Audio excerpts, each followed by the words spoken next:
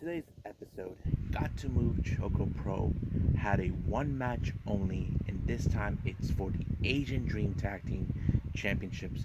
It's between the winners of the OOAK Tag League Tournament, Tropikawild facing off against the BestBros. We got some interesting matches that took place on AEW Dark, and also let's go back to March with the latest DDT Pro Wrestling event, Wreatle Shiokobu. So, let's get started with another episode of Deleted Wrestle Zone.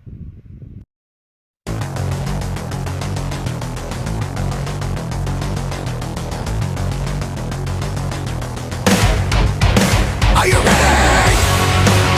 Get up, get up! Get up, get up! Get up, get up! Get up, get up! Get up, get up! Get up, get up!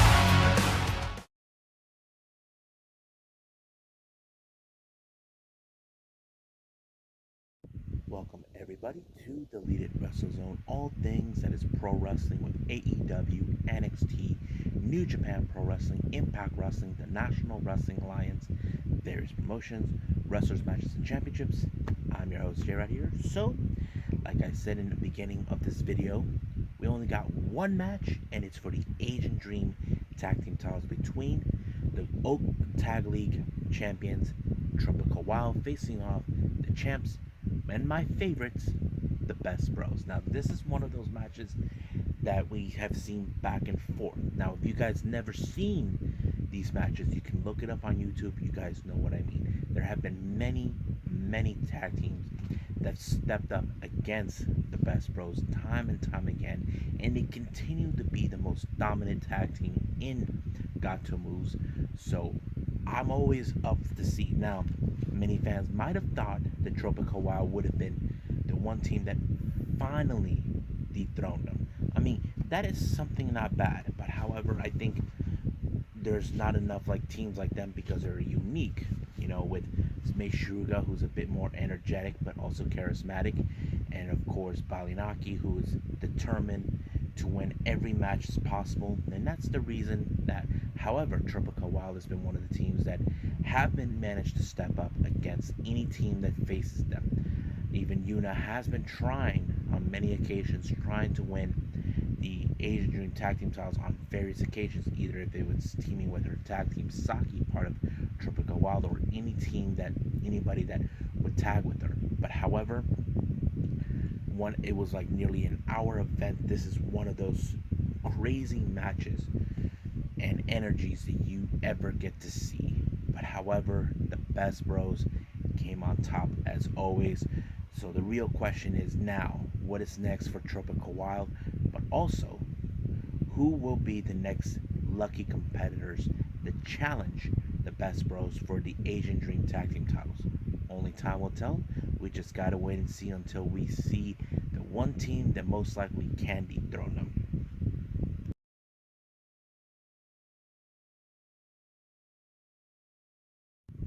Well, All Elite Wrestling had their latest Dark Elevation in Austin, Texas. Right now, let's see what they have. It opened up with Eddie Kingston and Penta sending a message to the Wingmen. Now, I always had this distinct feeling that they're gonna make a message because you know the Wingmen, they like to make makeovers even during the matches. So they sent out a straight up message that get ready for a makeover of themselves. So let's see, that's gonna be the main event. So we'll get to that when we get it. First match is Lance Archer versus, I don't know who this guy is, but he dragged him out of the back.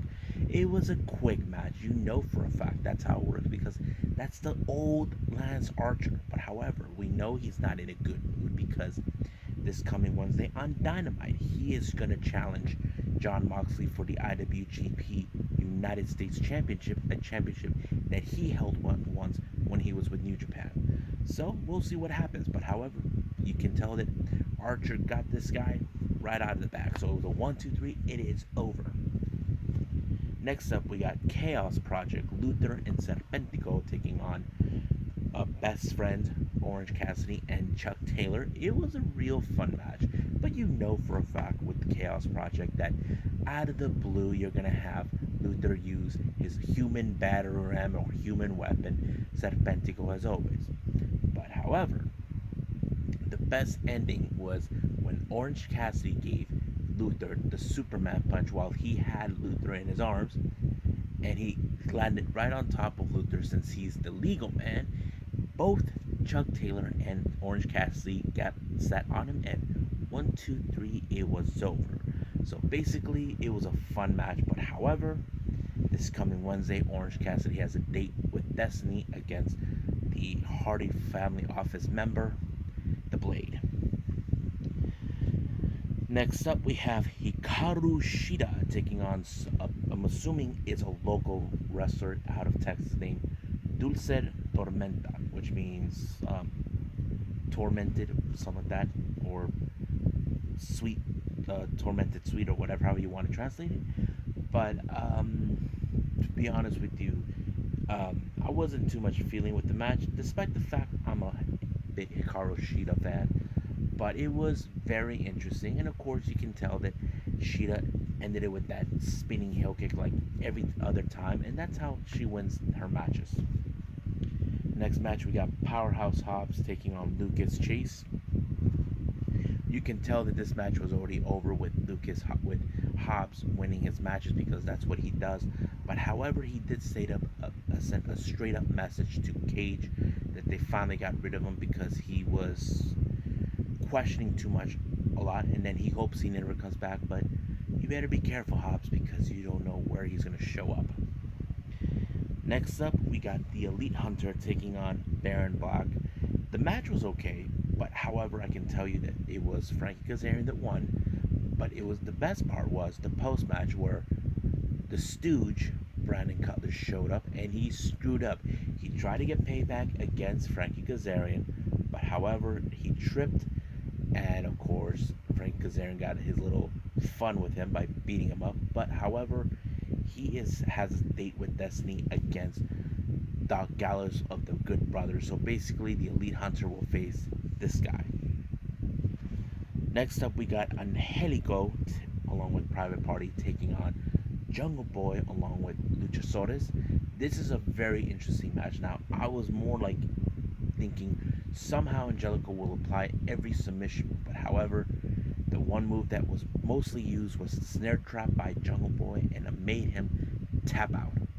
So yes, so whatever Angelico might have thought he would have used, it wasn't effective, or Jungle Boy was too quick. So Jungle Boy won the match by applying the snare trap. Next up, we got Julia Hart taking on Red Velvet. Now, this is a very interesting match. There was a moment they did splits. I'm like, two interesting women. They're very flexible. I like it. But however, I can tell Julia Hart is on a learning curve. She's still learning. But however, Red Velvet is the one winner because she applied that amazing spinning heel kick, allowing herself to win the match. Next up, we got members of the Nightmare family. On one side, we got Brock Anderson and Lee Johnson taking on the Gun Club. Now, this is a very interesting match because we know that Brock Anderson has been making a name for himself since he is a second generation wrestler, and Lee Johnson, one of the graduates from the Nightmare factory, but no one can deny the experience of the Gun Club, how they've been becoming a cohesive team, and hopefully there is no bad blood between those two. But however, it was the Gun Club that won this match. Next up, we got Texas' favorite son, Alabama-born Fuego del Sol, taking on Luchasaurus. Now, you can tell we would never expect a tornado DDT from Fuego because of Luchasaurus' size. But you can guess, it was over from the moment it happened, so Luchasaurus won. Whew. Next up, we got Sean Dean taking on Dante Martin.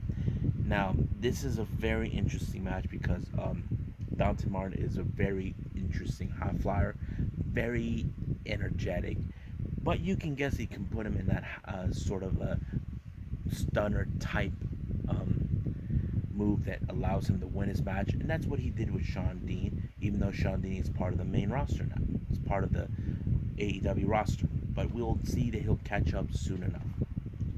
Next up, we got a women's tag team match. We got Tay Conti taking on the woman of 1,000 holds, Serena Deeb, taking on Britt Vixen and Jasmine Allure. This match was very interesting to see both Tay Conti and Serena Deeb challenge each other. Now, I wasn't sure if this is going to be a good match, but however, it was, because you can tell that Serena Deeb has, evolved way more better from the very beginning. And as for Tay Conti, she is an amazing wrestler, and you can guess right there that they won the match, all thanks to Serena Deeb and her holds. Now, the main event, we got Cesar Bononi and JD Drake taking on Eddie Kingston and Penta. However, no Avalon, no Menace, because their flights were delayed. Bononi and Drake were not too happy, but however, Penta broke JD's arm, and of course, it did allow for Kingston does the back fist and allowing for Penta to take up the victory. But they did a little promo and closing event because Penta, he said he can't wait to go back there, and of course, you know how Kingston is. I have to say it was a very interesting closing. Hopefully we can see more like that down the line. So I think that's pretty much it with AEW Dark Elevation.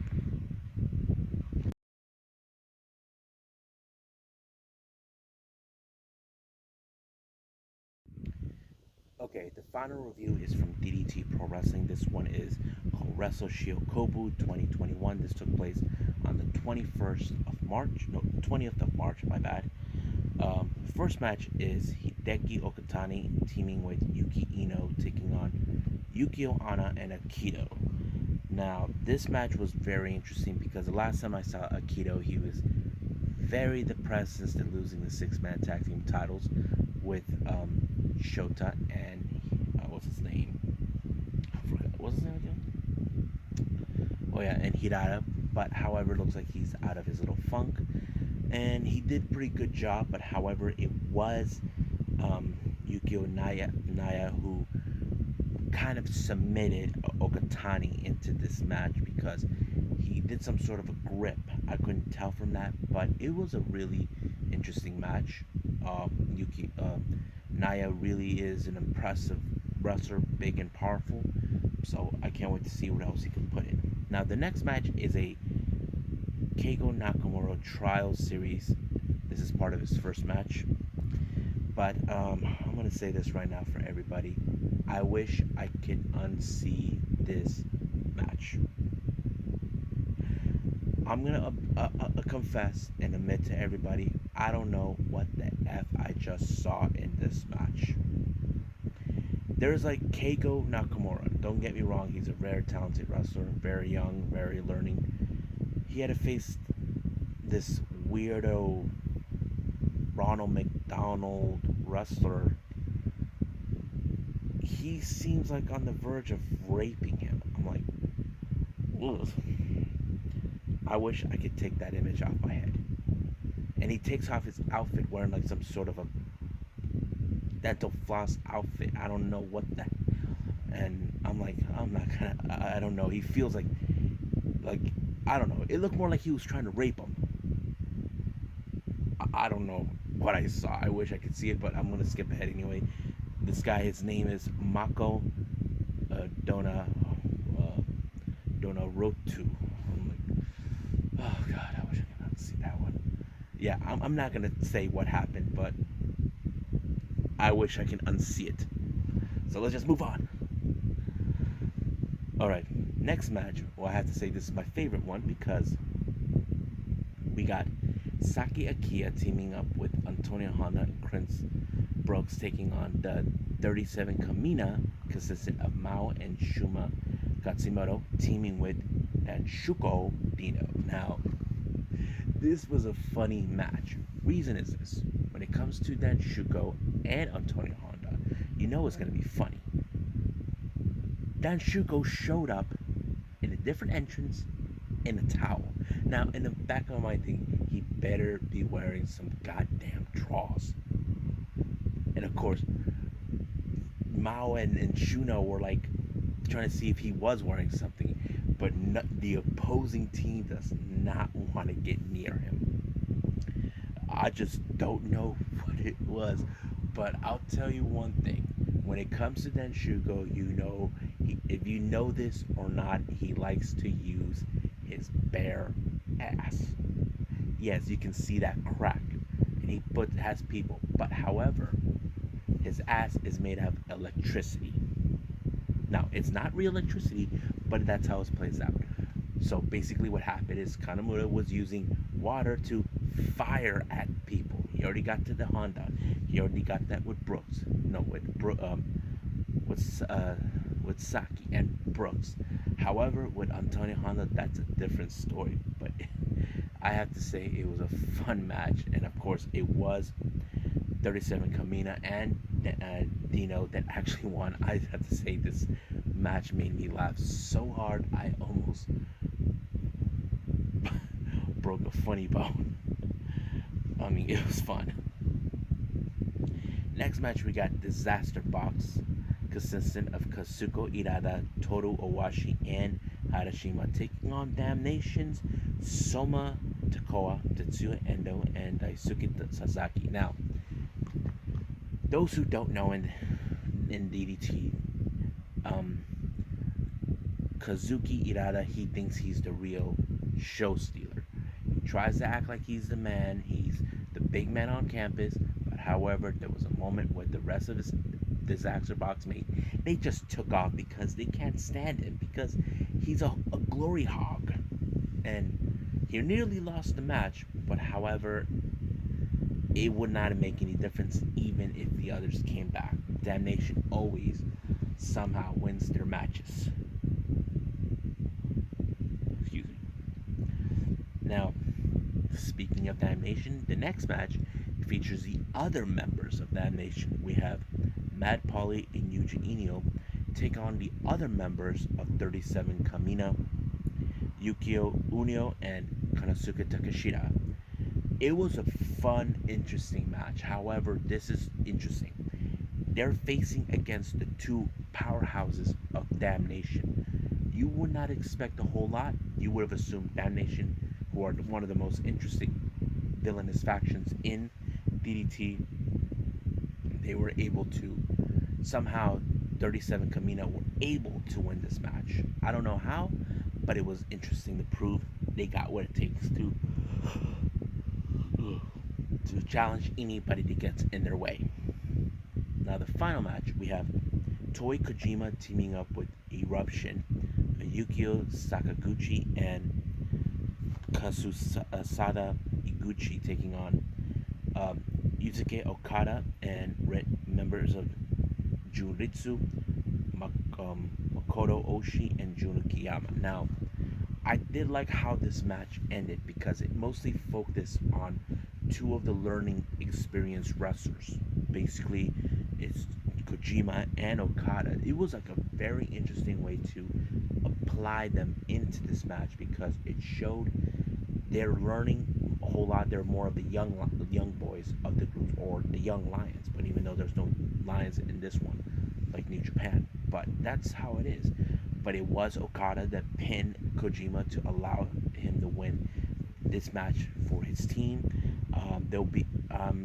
We'll see what Okada and the rest of Kojima and the other guys who are still in a learning curve will do down the line with DDT Pro Wrestling. Don't know how long they are on a learning curve, but we'll see what happens in the upcoming events of DDT Pro Wrestling.